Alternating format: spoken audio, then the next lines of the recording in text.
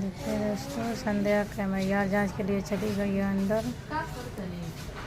अंदर लोग जाने नहीं दे रहे हैं, बाहर हम लोग घूम रहे हैं। देखिए कब तक निकलती है।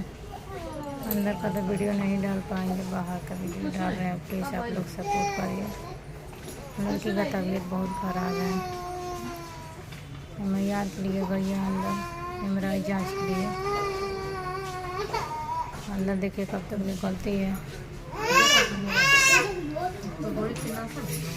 आ रहे हैं, जा रहे हैं, बच्चों को जाने नहीं दे रहे हैं, बहुत गुस्सा कर रहे हैं। तो प्लीज़ आप लोग सपोर्ट करिए, लाइक कमेंट करिए अच्छा सा प्यारा से,